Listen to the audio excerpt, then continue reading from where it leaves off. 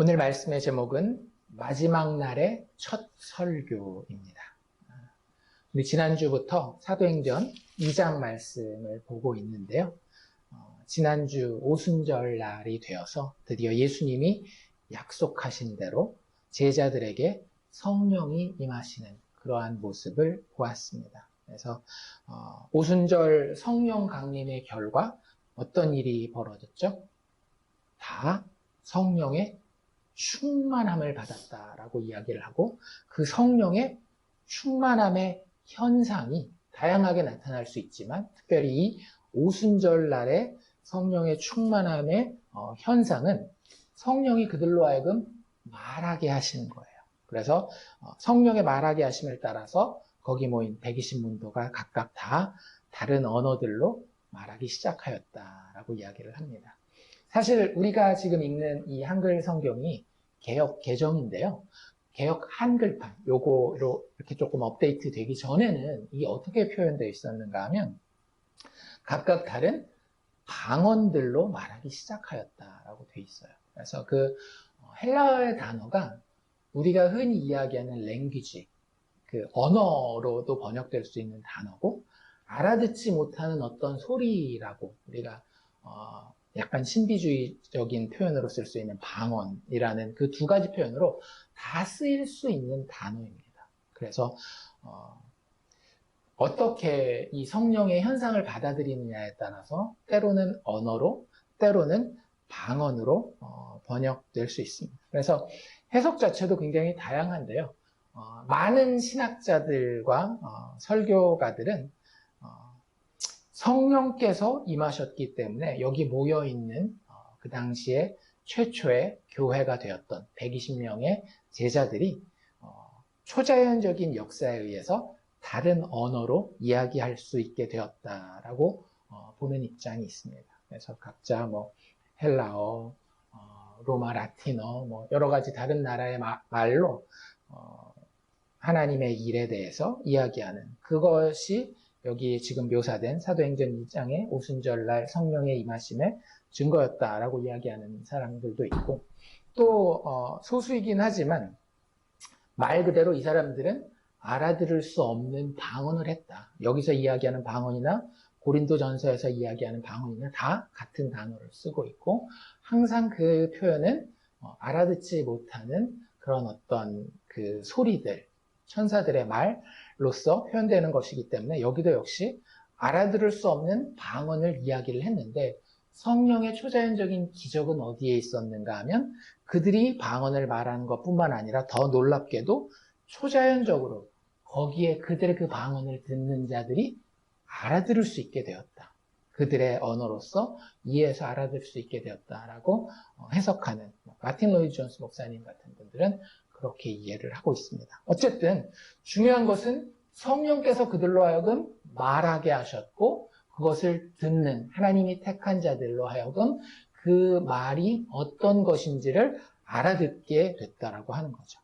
그래서 그들이 알아들은 내용을 뭐라고 요약해 놓았는가 하면 우리 지난주에 봤던 11절에 우리가 다 우리의 각 언어로 하나님의 큰 일 말함을 듣는도다라고 이야기를 합니다. 그래서 하나님의 큰 일에 대해서, 하나님이 하신 일, 하나님이 무슨 일을 하셨는지에 대해서 그들의 언어로 듣게 되었는데요. 문맥상으로 봤을 때 우리는 그것이 예수 그리스도와 관련된 하나님의 큰 일이라고 하는 것을 알 수 있고, 이것에 대한 반응은 두 가지로 갈라지게 됩니다. 어떤 사람들은 이 현상을 보고 어떻게 할지를 몰라서 놀라고 당황하였다. 그래서 이게 어떻게 된 일인가 라는 그런 태도를 보이는 사람들이 있는 반면에, 어떤 사람들은 13절에 보면 조롱하고 이 사람들 술 취했네 라고 이야기를 한다는 거예요. 그러니까 이 사람들이 이렇게 이야기를 하는 걸 보면 어쩌면 그 마틴 로이드 존스 목사님이 이야기한 것처럼 잘 알아듣지 못하는 그런 중얼거림처럼 들리는 말일 수도 있었겠다라는 생각도 들어요. 어쨌든 알아듣는 사람들이 있었고 알아듣지 못하는 사람들이 있었고, 그 현상에 대해서 어떤 사람들은 놀람과 당황 가운데에 약간의 존경심을 가지고 이게 도대체 어떻게 된 일인가라는 어떤 궁금증과 호기심을 가지는 반면에 어떤 사람들은 이 성령의 역사를 놓고 조롱하고 술 취하였다라고 이야기하는 그런 모습을 보이는 것을 우리가 지난주 말씀을 통해서 보았습니다. 오늘 우리가 읽은 14절부터의 말씀은 베드로가 그들의 이러한 반응을 보고 이 오순절 성령 사건이 어떤 것인지를 설명하는 증인된 성도들을 대표해서 본인들이 지금 경험하고 있는 이 일들이 어떤 것인지를 설명하는 설교를 하는 이야기가 오늘 읽은 좀 긴 본문이었지만 14절부터 41절까지의 말씀입니다. 그래서 교회가 선포한 첫 번째 설교라고 보시면 좋을 것 같아요. 그래서 증인된 교회가 성령의 충만함을 받았을 때, 성령으로 세례를 받았을 때에 어떤 것을 전해야 하는지 교회의 메시지의 전형이라고 하는 사실을 우리가 기억하면서 이 말씀을 본다라고 한다면 우리에게도 큰 유익이 있을 뿐만 아니라 우리가 증인으로 설 때에도 굉장히 좋은 기준이 될 수 있다라는 생각이 듭니다. 가끔씩 우리가 유튜브나 이런 여러 가지 매체를 통해서 설교를 듣다 보면 정말 엉뚱한 설교를 들을 때가 있잖아요. 너무 기복적인 설교라든지 자기 개발에 대한 설교라든지 인간의 위로, 이건 어디 가서 상담을 받거나 이런 걸 해도 충분히 사람도 제공할 수 있는 것의 내용이 설교의 어떤 주된 요소, 주된 부분을 차지하는 것들을 많이 보게 됩니다. 그런데 초대교회에서 처음으로 행해졌던 베드로의 이 설교를 보면 교회의 메시지가 무엇인지 너무나 심플하게, 간단하고 명료하게 잘 표현되어 있고요. 이것이 사실은 사도행전의 여러 설교에 계속해서 반복이 되고 있습니다. 그리고 그것이 사람들로 하여금 예수를 믿게 만들었고 그것이 그들로 하여금 성령의 선물을 받게 했다라고 하는 거예요.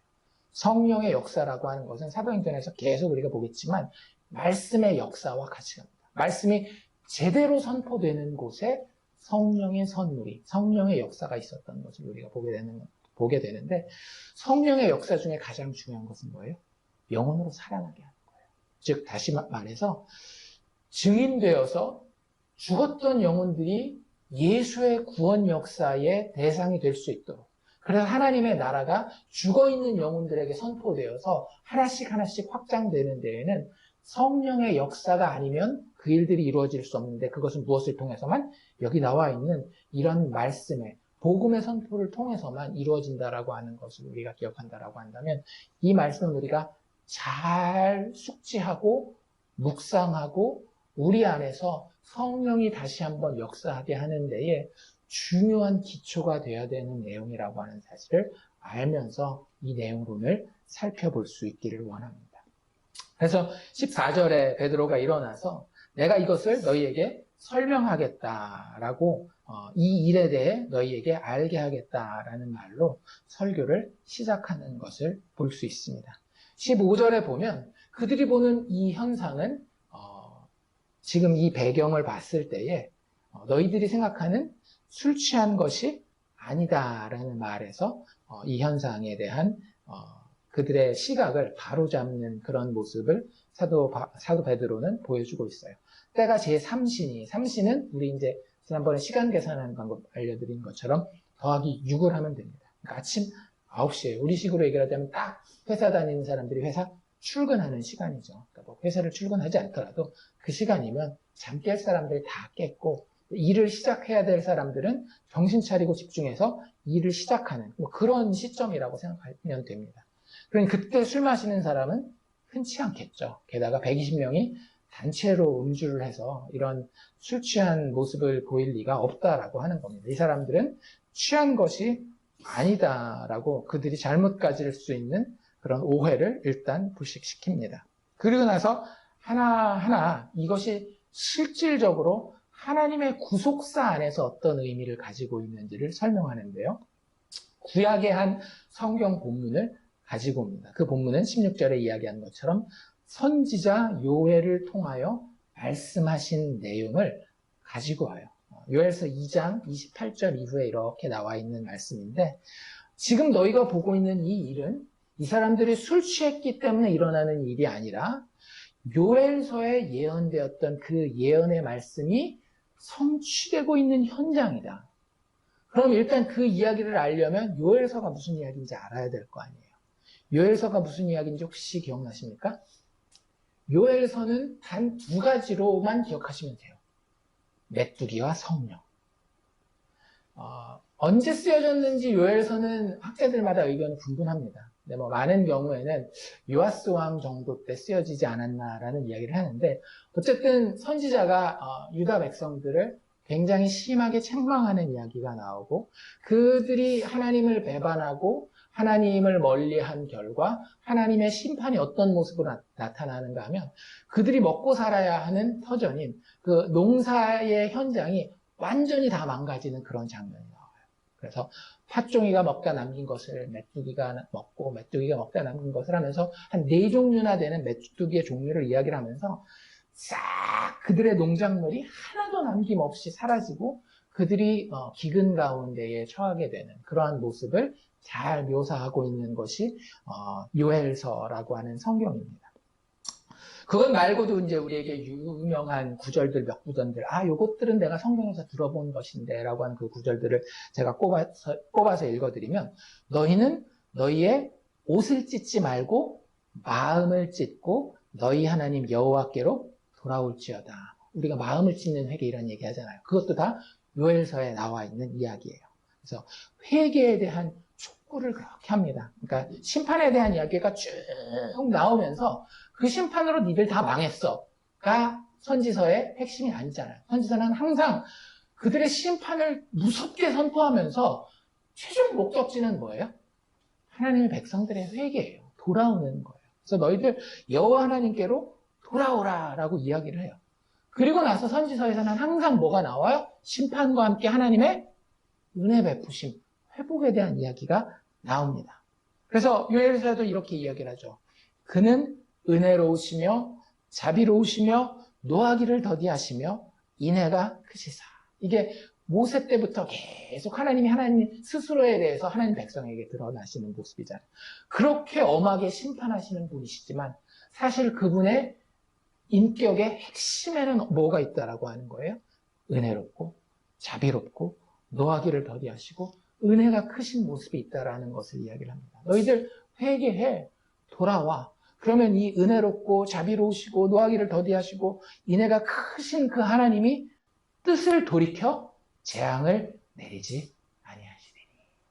사실 하나님의 뜻은 거기에 있다라고 하는 거예요. 하나님이 죄를 심판하는 것은 그들에 대한 미움보다 더 큰 것이 무엇인가 하면 하나님 본인의 속성에 대한 거예요. 하나님 본인의 인품과 인격이 죄와는 도저히 함께할 수 없는 것이기 때문에 그 죄를 심판해야 하는 것이지, 나는 니들이 미우니까 니들로 하여금 어떻게 해서든지 죄 짓게 하여서 너희들이 잘 못되도록 할 것이야. 이게 하나님의 심판의 뜻이 아니라고 하는 거죠. 하나님의 심판은 하나님의 변치 않음을 나타내는 하나님의 속성의 일부인 거예요.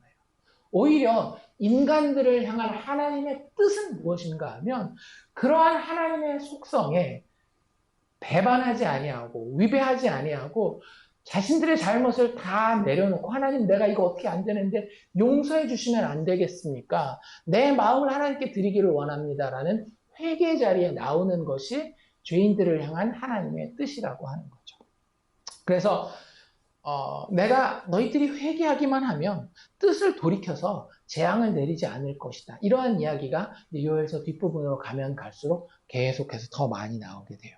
그리고 2장 18절에 보면 그때에 여호와께서 자기 땅을 극진히 사랑하시어 그 백성을 불쌍히 여길 것이다 라는 이야기입니다. 하나님은 이 순간만 기다리고 계시는 거예요. 그런데 문제는 뭐예요? 이게 우리의 능력으로 안 된다라고 하는 거죠. 그래서 그 일을 하나님이 주도적으로 회개하라는 메시지를 선포하는 메신저를 보내는 것부터, 그리고 회개했을 때 그들의 대가를 치르는 그리스도를 보내는 것까지 하나님이 주도적으로 그 일을 이루시겠다라고 하는 거예요. 내가 너희를 반드시 불쌍히 여길 것이다. 불쌍히 여기시는 하나님의 주도로 그 백성들이 회복될 것이다 라는 이야기가 2장의 거의 마지막까지 나옵니다.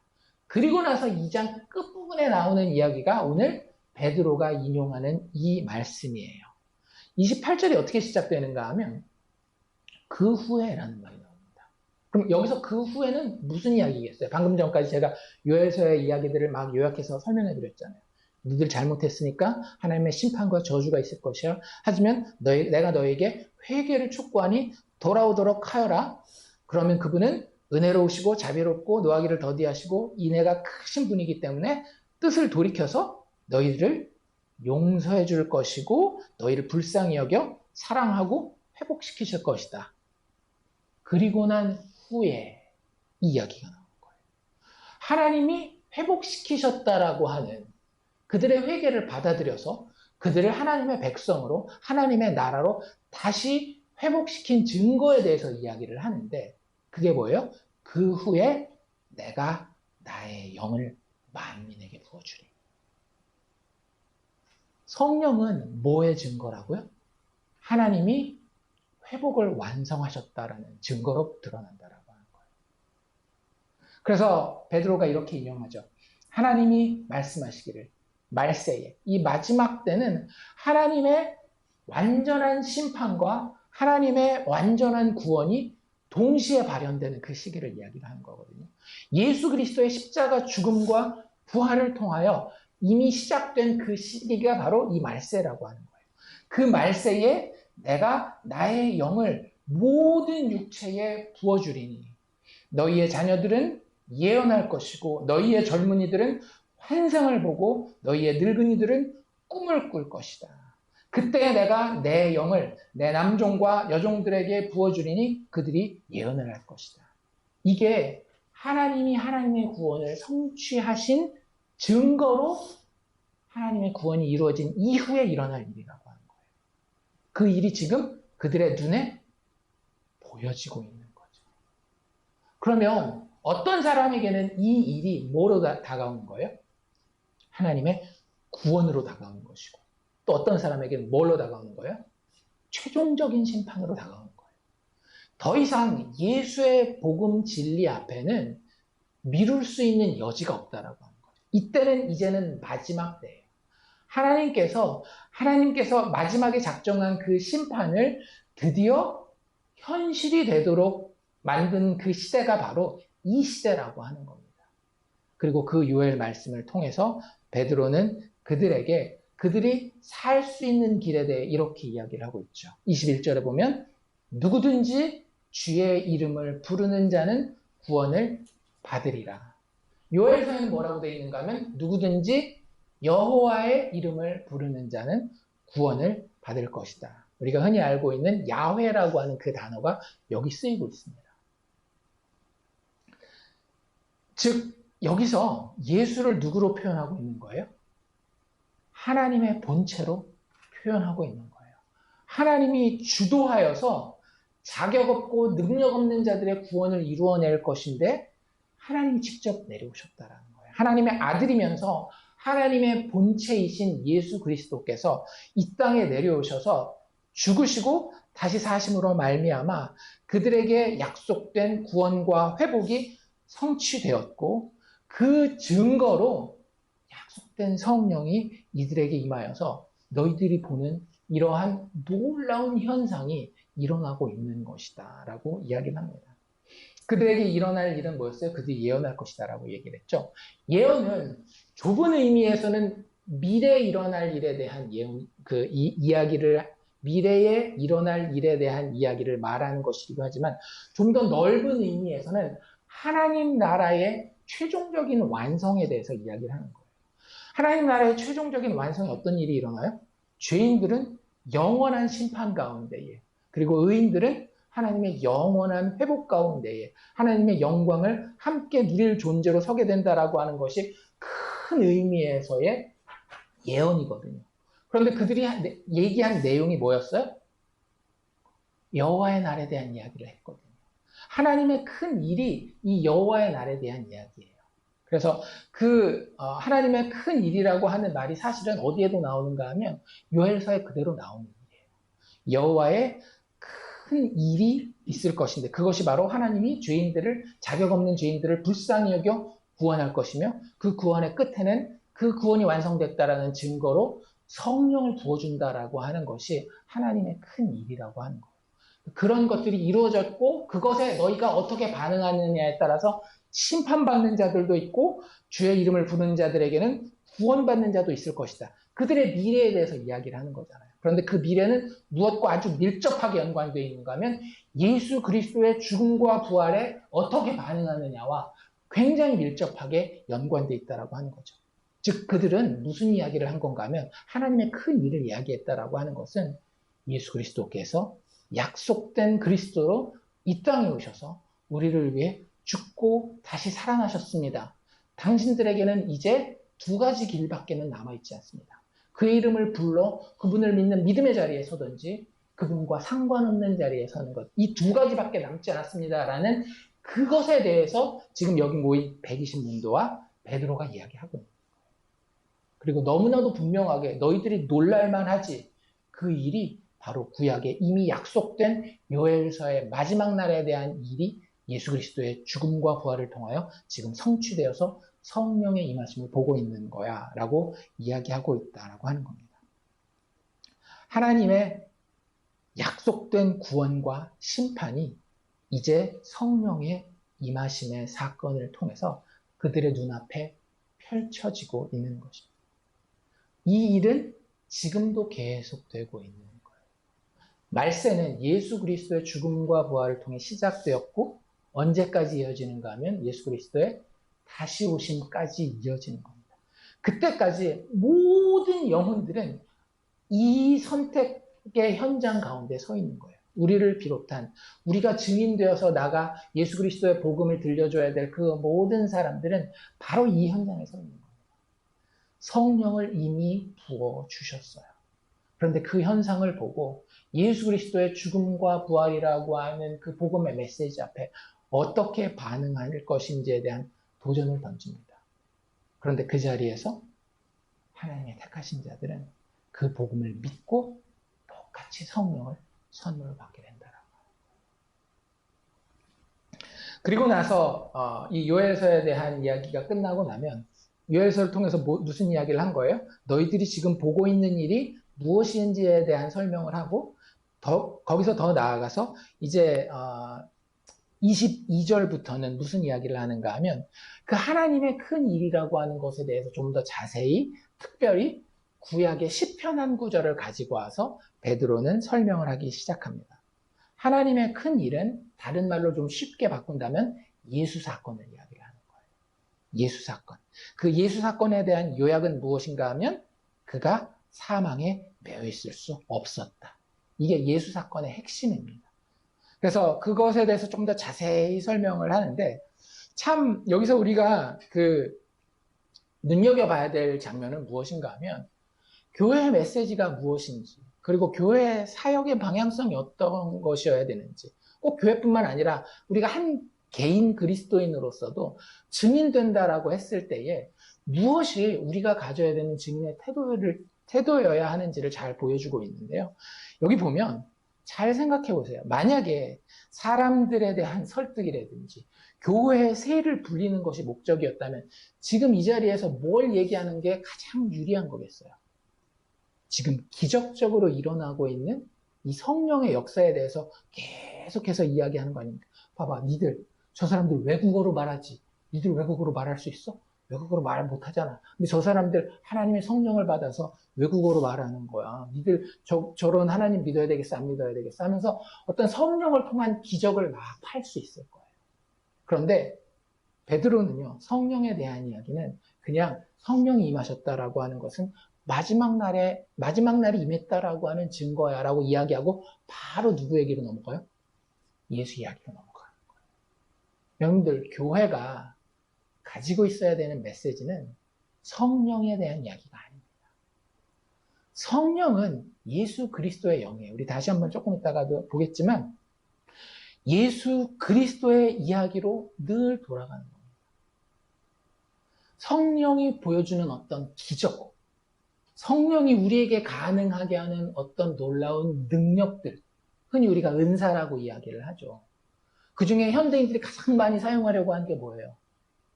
가르침의 은사라든지 이웃 섬김의 은사, 이런 것들 아니에요.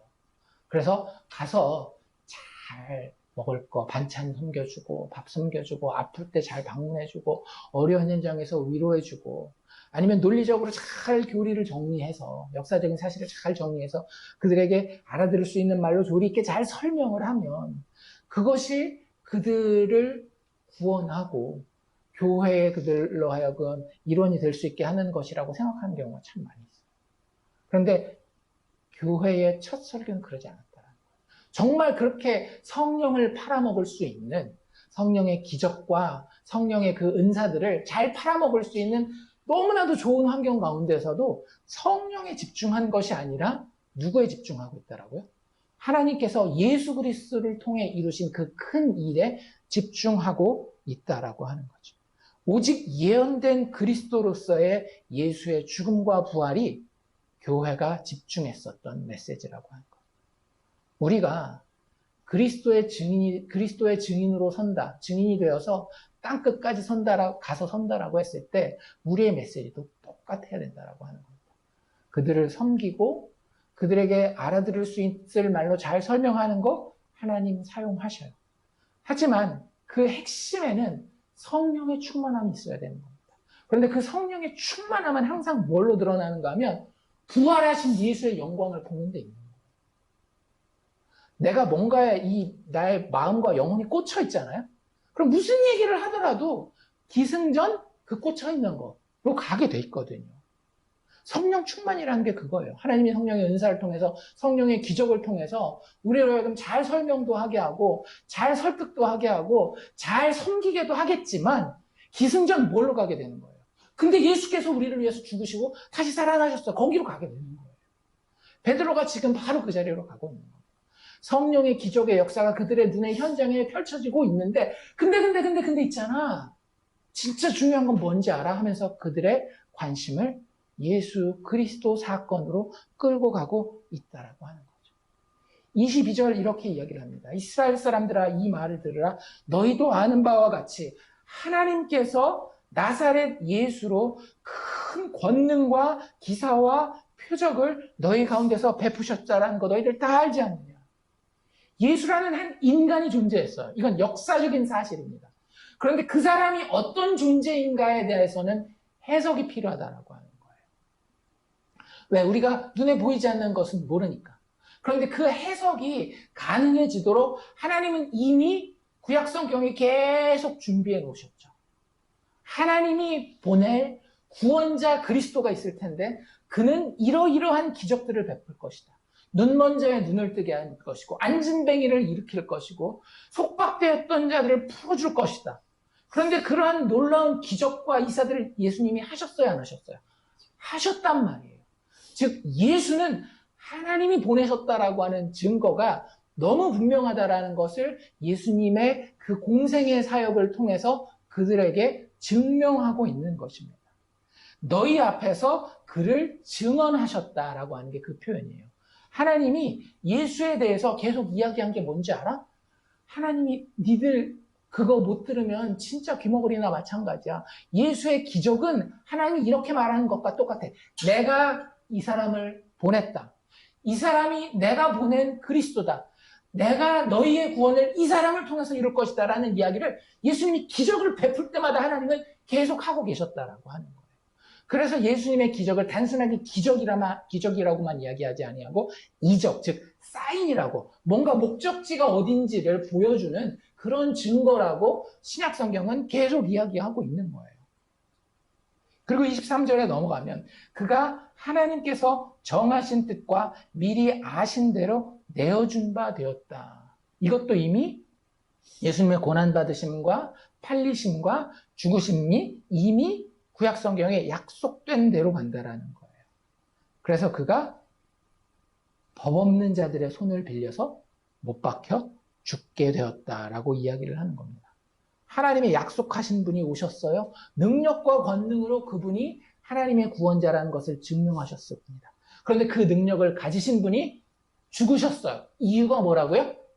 하나님의 정하신 뜻이 있었기 때문에.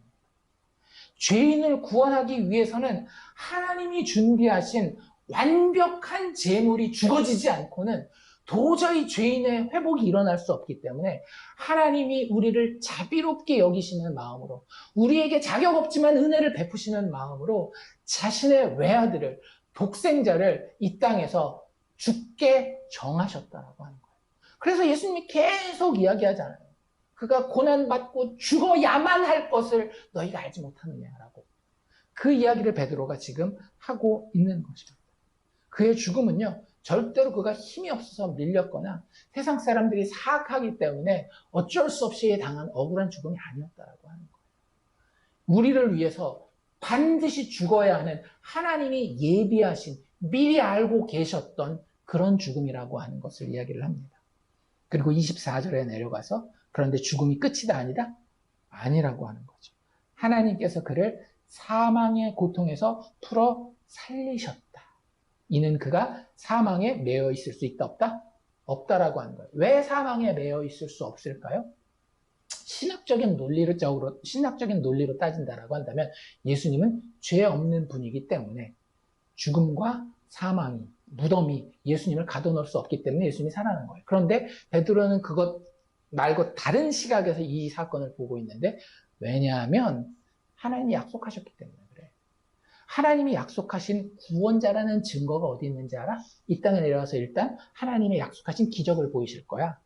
하나님의 구원자라는 증거 두 번째, 그분은 죄인들을 위해서 죽으실 거야. 그리고 하나님의 구원자라는 증거 세 번째, 그분은 죽음 가운데서 다시 살아날 거야. 어디 나와 있는데요? 내가 보여주지 하면서 어디를 보여주고 있는 거예요? 다윗의 시편을 보여주고 있는 겁니다. 시편 16편에 나와 있는 이야기거든요.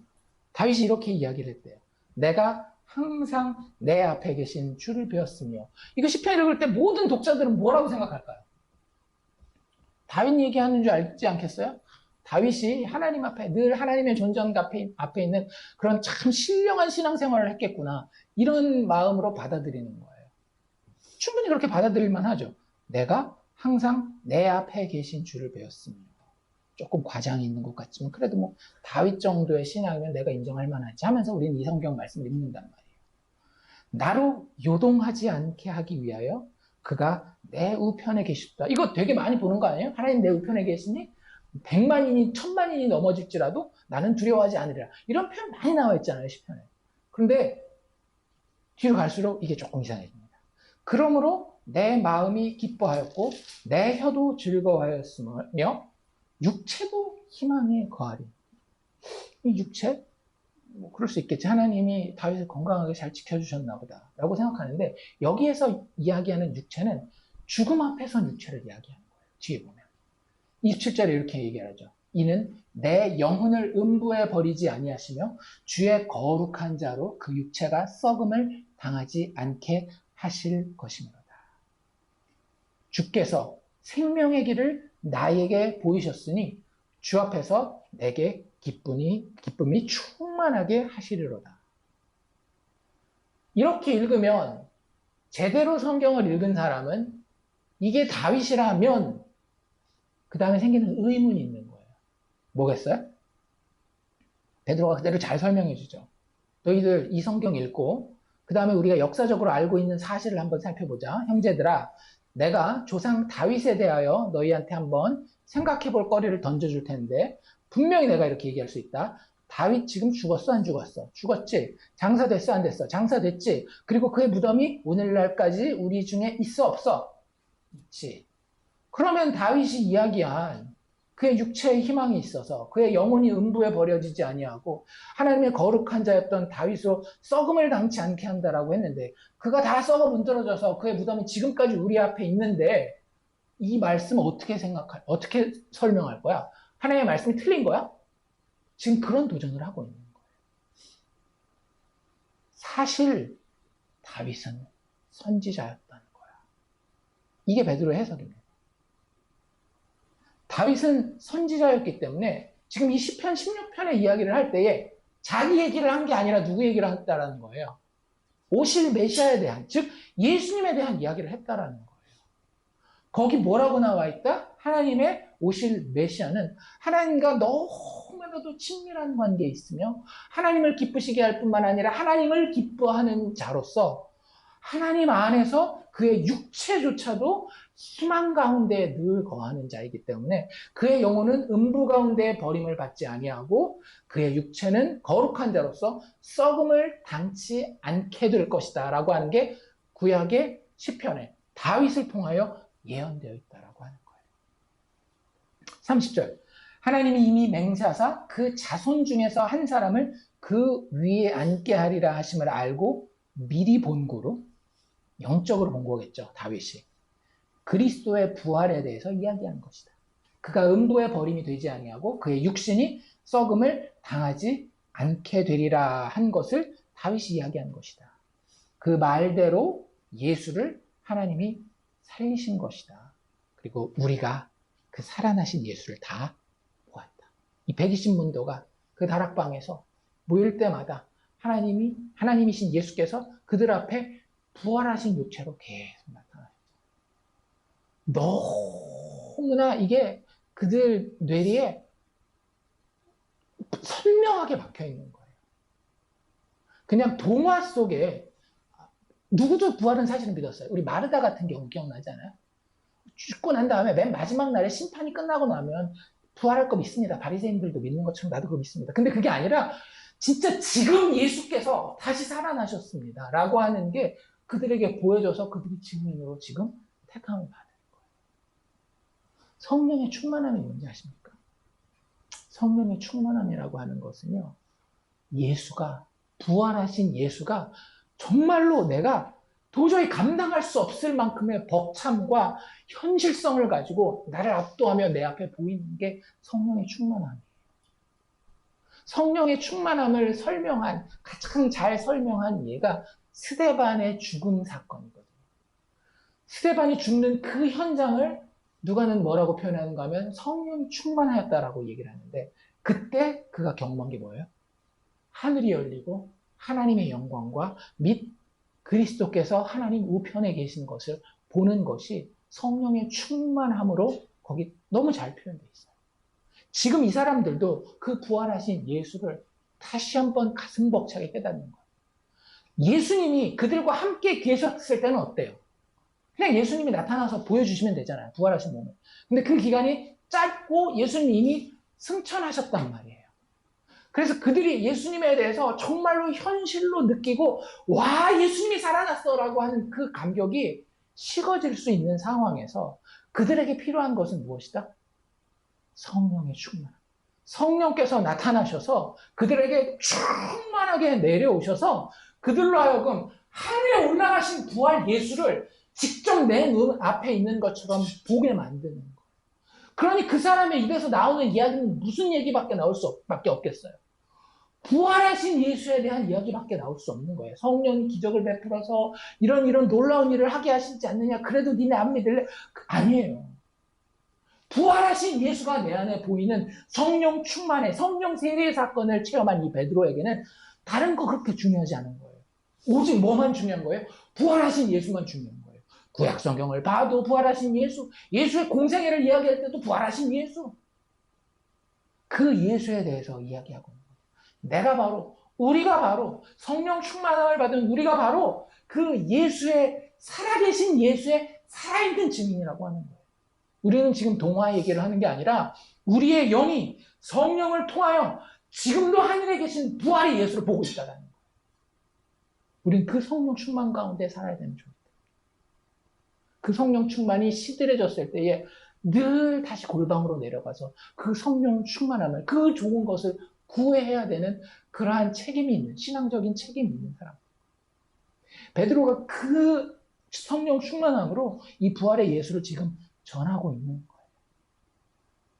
우리가 다 이 일의 증인이다. 예수 부활의 증인이다. 그런데 그게 며칠 전에 일어나서 기억이 강감한 게 아니라 성령께서 지금도 역사하셔서 우리가 하나님의 큰일 얘기하는 게 뭔지 니들 지금 듣고 있지 않느냐. 하나님이 예수를 보내셨고 그분이 우리를 구원할 구원자이며 우리의 구원을 죽음과 부활로 완성하셨다 그 얘기를 하고 있는 거다. 예수 얘기하고 있는 거다. 부활하신 예수가 우리로 하여금 진짜 살아있는 존재가, 회복된 존재가, 하나님 나라의 완성을 체험하는 존재가 될 수 있도록 만들어주는 것이다. 그러니까 두려워하지 않고 이렇게 이야기할 수 있는 거죠.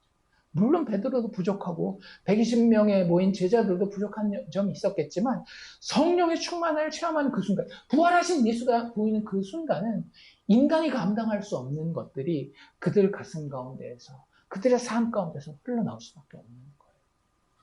그렇기 때문에 우리가 보는 초대교회의 모습이 매력적인 겁니다. 단지 3,000명이 늘어났고 세상 가운데에 세를 과시하기 때문에 그래서 매력적인 게 아니라 그들에게는 성령의 체험이 있는 거예요. 성령의 충만함이 시시각각으로 임했던 겁니다. 그리고 그들은 그걸 갈구했어요.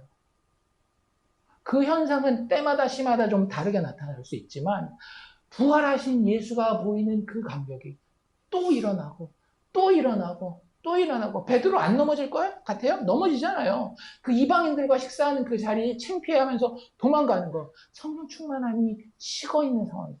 그런데 그 후에 다시 또 나아가서 전도하고 순교까지 하는 이유가 늘 성령에 의지해서 부활하신 예수가 또 다시 한번 보이니까.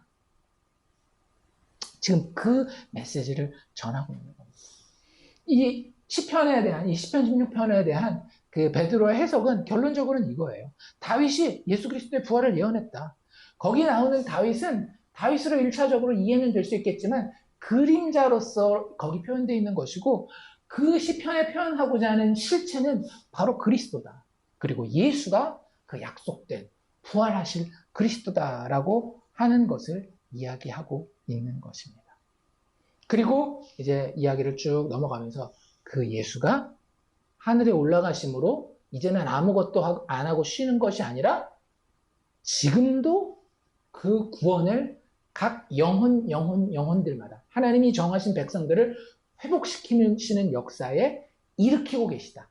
그 하나님의 복음의 역사가, 예수 그리스도의 복음의 역사가 현재 진행형이라고 하는 것을 성령의 역사를 통해서 다시 한번 설명하는 거예요. 그러니까 앞에 이야기했던 성령의, 이게 술 취한 게 아니라 성령의 역사다라는 설명이 그 성령의 역사가 무슨 의미인지에 대한 설명으로 지금 다시 한번 또 하나의 시편을 인용하면서 베드로의 입을 통해서 설명되고 있습니다. 뭐라고 성경 구절을 가지고 오는가 하면 시편 110편에 나와 있는 성경 구절인데요. 이 성경 구절은 예수님도 공생애 동안 사용하셨던 성경 구절이죠. 뭐라고 돼 있어요? 주께서 내 주에게 말씀하시기를. 주가 2번 나와요. 근데 주가 약간 레벨이 있는 것처럼 보이죠. 근데 그 레벨로 보는 것이 아니라 둘 다 주라고 표현되는 존재라고 하는 거예요. 근데 여기서 첫 번째 이야기하는 주는 야훼라는 단어를 쓰고요. 2번째 나오는 주는 아도나이라는 단어, 주인이라는 단어를 씁니다. 근데 사실은 나중에는 교차적으로 쓰이긴 하는데, 분명히 다윗이 알고 있는 하나님은 어떤 하나님이에요? 언약의 하나님, 야훼, 여호와 하나님입니다. 그런데 그분 말고도 다윗이 주님이라고 고백할 만한 또 다른 존재가 있는 거예요.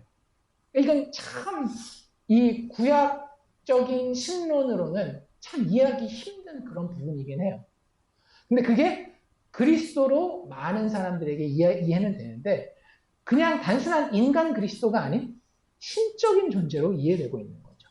그래서 여호와 하나님, 성부 하나님께서 성자 하나님, 즉 그리스도에게 이야기하시는데 그 내용이 무엇인가 하면 내가 너의 원수로 너의 발등상이 되게 하기까지, 이것은 보통 무엇을 이야기한다고 보는가 하면 마지막 최종 심판을 이야기하는 거예요. 하나님께서 하나님의 원수들을 다시는 일어나지 못하도록 완벽하게 멸망시키는, 심판하시고 저주하시는 그 순간이 이르기까지, 즉 우리식으로 표현하자면 어떤 때까지예요? 예수 그리스도께서 심판주로 재림하시기 전까지 하나님이 그 그리스도의 위치를 정해주셔요. 뭐라고요? 너는 나의 우편에 앉아있어. 그런데 그 일을 제자들이 봤어요? 못 봤어요? 봤죠. 언제 봤어요? 예수께서 하늘로 승천하시잖아요.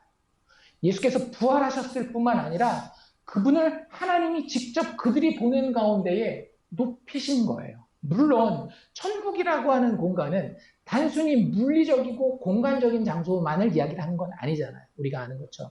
예수님의 그 부활하신 몸을 보면. 그런데 아직은 공간 가운데 존재하는 그들이 알아볼 수 있는 그 모양으로 예수님은 어떻게 되고 있어요?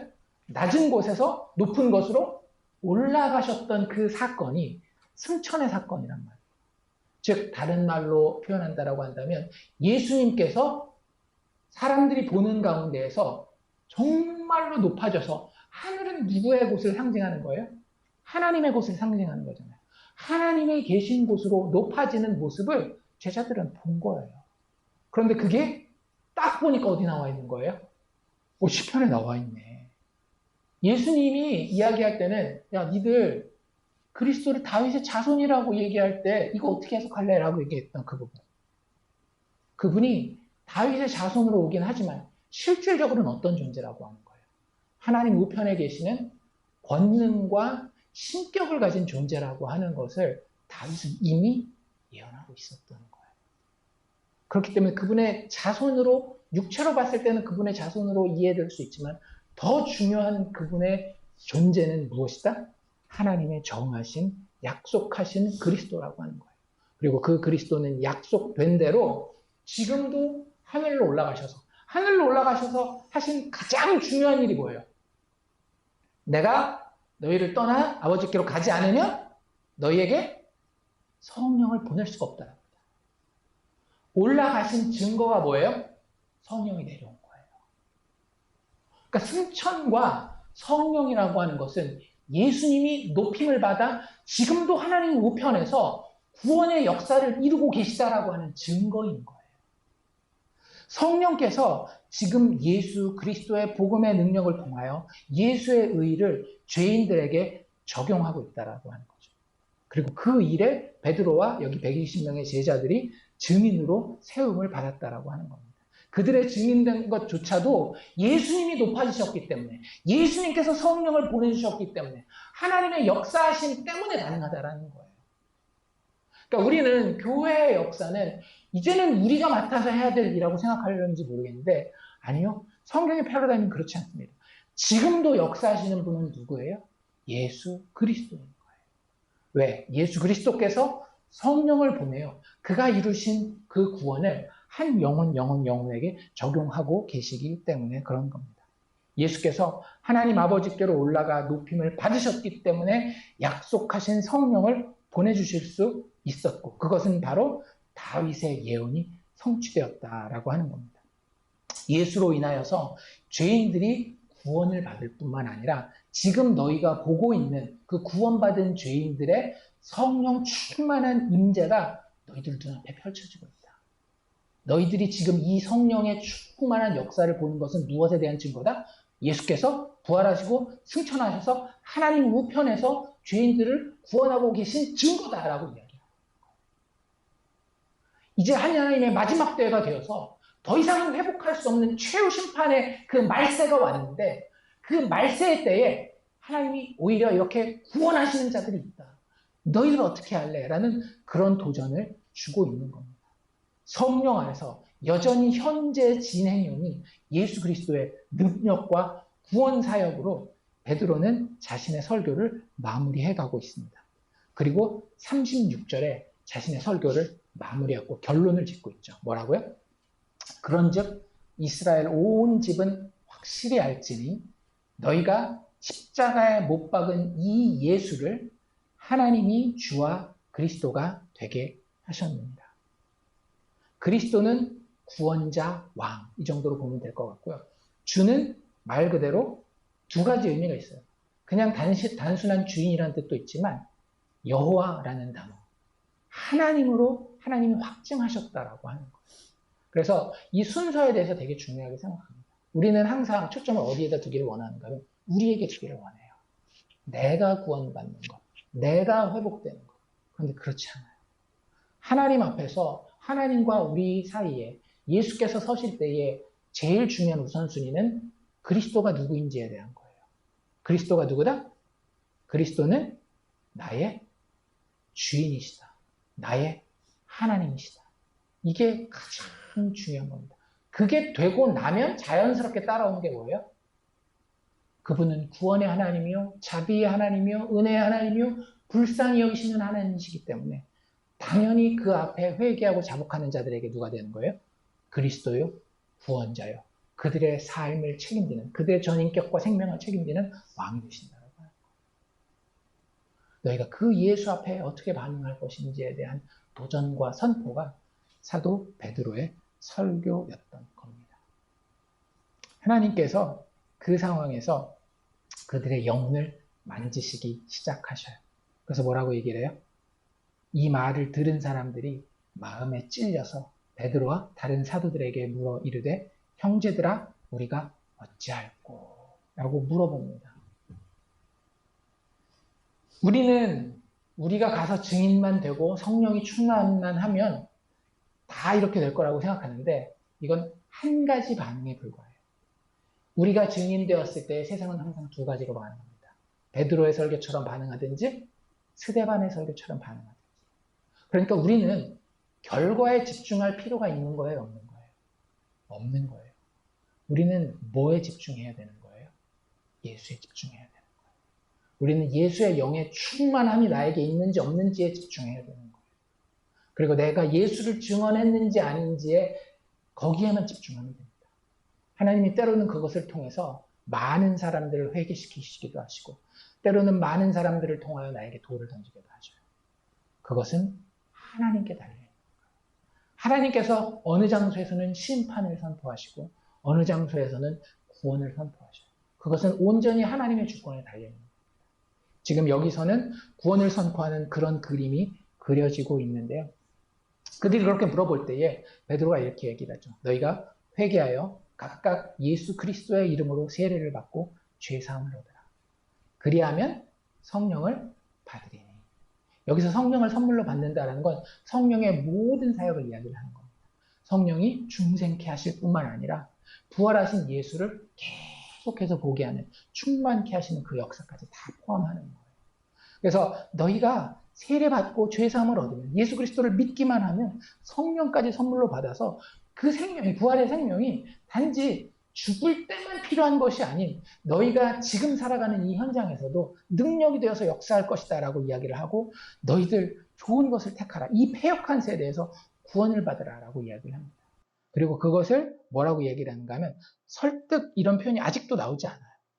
뭐라고 이야기를 하는가 하면 확증하며 권하였다라고 얘기를 했는데 여기서 확증은 실제로 무슨 단어로 영어 단어로 표현한다면 testify 증언하는 거예요.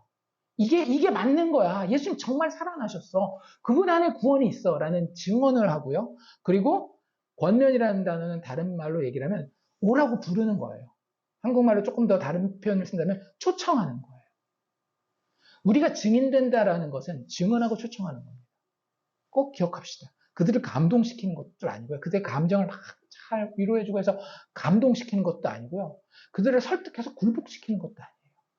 우리는 그들 앞에 나아가서 있는 그대로 증언하고요. 근데 없으면 증언을 못해요. 우리는 머리가 하도 나빠가지고요. 기억력이 하도 안 좋아가지고요. 부활하신 예수를 경험하고 체험하고도 또 까먹잖아요. 그렇지 않아요? 경제적으로 좀 힘들어지고 신체적으로 좀 힘들고 인간관계 좀 어그러지고 하면 그 부활하신 예수 만난 걸 또 까먹어요. 그래서 우리한테 계속 필요한 게 뭐예요? 성령의 도우심이 필요한 거예요. 부활하신 예수의 영광을 보게 하는. 그래서 그 증언을 가지고 그 확증을 가지고 증언하고 그 가운데 그 사람을 초청하면 되는 겁니다. 복음 가지고 비굴해질 필요가 있다 없다? 절대 없어요. 교만할 필요도 없지만 비굴해질 필요는 더더욱 없는 거예요. 우리는 그저 정중하게 이 사실을 드러내면서 초청하면 되는 겁니다. 그러면 하나님께서 계획하신 그 장소에서 계획하신 영혼들에게 그 말을 받도록 역사하셔요. 그쵸? 아까 본 것처럼 스데반의 설교 때는 말을 받지 않는 사람들이 대부분이었지만 여기서는 분명하게 어떤 사람들이 보여요? 그 말을 들은 사람들이 있다라고 얘기를 하고 있죠. 37절에. 그들이 이 말을 듣고. 그러면 이제 역사 시작되는 거예요. 마음이 찔리고 베드로와 다른 사도들에게 물어보고 베드로가 알려주는 대로 그 가운데 내가 회개하겠다. 예수 그리스도의 이름으로 세례를 받겠다. 그리고 죄사함을 받겠다. 성령도 선물로 받겠다라고 고백하는 자들이 나오는 거예요. 41절에. 그래서 그 말을 받은 사람들은 세례를 받으며 이날의 신도의 수가 3천이나 더하더라. 세례를 받고 예수를 믿는 믿음을 고백하는 가운데에 드디어 하나님 나라로, 교회로 회복하여 거기에 속한 자가 되는 역사가 일어나게 되는 거죠. 그거 다 누가 하신다? 여전히 예수께서 하신다는 거예요. 부활하신 예수께서 하나님 우편에서 그 능력으로 보내신 성령을 통하여 지금도 하고 계시는 일이라고 하는 것을 베드로는 아주 강단 있게 이야기를 하는 겁니다. 왜? 그게 사실이니까. 자기가 봤거든요. 오신 예수님이 권능을 베푸시고 죽으셨을 뿐만 아니라 약속되신 대로 살아나셨고 약속하신 대로 성령을 보내주셔서 그 성령을 경험하고 있는데 그 성령을 통하여 하늘에 계신 그분이 지금 내 옆에 있는 것처럼 내 눈으로 지금 내 앞에 보는 것처럼 체험되어지고 있는데 어떻게 이렇게 증언하지 않을 수 있겠어요? 그게 말세가 시작된 이 교회 시대에 베드로의 입술을 통해 전해진 교회의 첫 번째 설교였다라고 하는 사실을 우리가 기억합시다. 그리고 우리가 이 땅에 있는 이유도 이 메시지의 증인이 되기 위해 이 땅에 있는 거예요. 우리 계속 이야기하잖아요. 우리가 인생을 사는 이유가 뭐다? 하나님 지금 당장 천국으로 데려가실 수 있지만 여기 세우는 이유는 증인 삼기 위해서 그런 거잖아요. 뭐의 증인? 잘 위로하고 도덕적으로 좀 나아졌다라는 그런 증인? 아니요. 부활하신 예수가 지금도 현실로 체험되어지는 그 증인 삼기 위해서 지금 여기 놨던 거예요. 그러니 우리의 생명은 오직 어디에 달려있어요? 성령을 통하여 그 부활하신 예수를 날마다 체험하는 데에만 달려있는 거예요. 결론적으로 교회에 변치 않는 메시지는 이겁니다. 죄악된 백성을 불쌍히 여기시는 하나님. 그리고 그 하나님이 정하신 뜻대로 누가 오셨어요? 예수께서 이 땅에 그리스도로 오셔서 권능으로 능력을 베푸셨을 뿐만 아니라 우리 죄를 위하여 죽으셨으며 더 나아가 약속된 대로 사망 권세를 이기고 부활하셔 우리의 회복과 부활의 소망이 되셨다라고 하는 거죠. 우리가 영원한 소망을 가질 수 있는 것은 예수께서 죽음을 이기신 그 부활에 있다라고 하는 겁니다. 내 육체는 언젠가 죽을 거예요. 하지만 이 육체가 죽는 그날 우리는 예수 그리스도의 부활의 생명을 체험하게 될 것이라고 하는 그 소망을 우리는 가진 자들입니다. 그러므로 예수라는 이름 외에는 우리가 자랑하고 의지할 것이 다른 곳에는 없음을 기억하고 성령의 충만한 임하심을 늘 간구하는 가운데 성령의 충만함이 우리 뭔지 오늘 충분히 이야기를 했죠. 그 충만한 임재하심을 구하는 가운데에 그 충만함으로 부활의 예수를 늘 체험하며 마지막 시대를 살아갈 수 있기를 주의 이름으로 축원합니다.